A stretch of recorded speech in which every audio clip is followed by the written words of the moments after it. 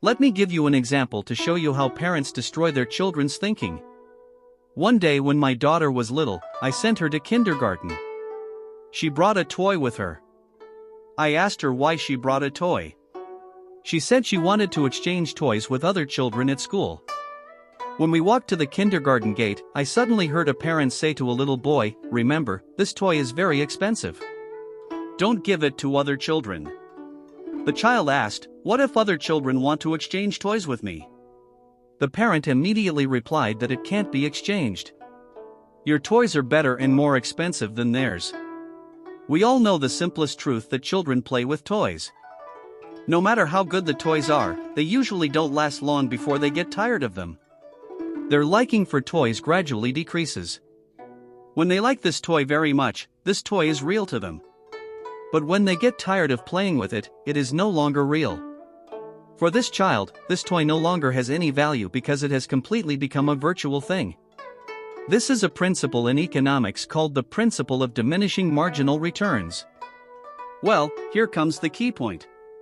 When a child gets tired of playing with a toy, the toy has become virtual to the child. He can no longer get happiness from this virtual thing. At this time, he needs to exchange it for a toy that he thinks is new. This is equivalent to recycling waste. Taking something that has no value to him to exchange with other children for something new is actually playing with the real with the virtual. The child can get more freshness and more fun. This is very cost-effective for the child. Using virtual space to exchange real space, the other child does the same, which is a win-win situation. This is only from a utilitarian perspective. If you look at this problem from a higher perspective, if a child wants to exchange toys with other children, especially to exchange toys that he likes very much, and this toy is in the hands of other children, he needs to do a lot of things. He needs to find a way to communicate with other children, find a way to sell his toys to this child, use beautiful words or even exaggerated language to emphasize the attractiveness of his toys, and fully magnify the attraction of his toys so as to convince other children to exchange with him. What if other children question his statement? The child has to find a way to refute and justify himself. Did you see it? In this process, the child has at least developed several abilities, such as negotiation ability, communication ability, language expression ability, imagination, sales ability, and even leadership.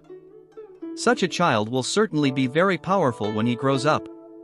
When parents teach their children not to exchange toys with anyone, it is actually equivalent to letting the child endure the desire for new toys, clinging to the incompleteness, and holding a toy that is no longer useful to him and has no value with a selfish and stingy mentality, becoming an alternative in the eyes of his classmates, which is equivalent to completely destroying the child's happiness.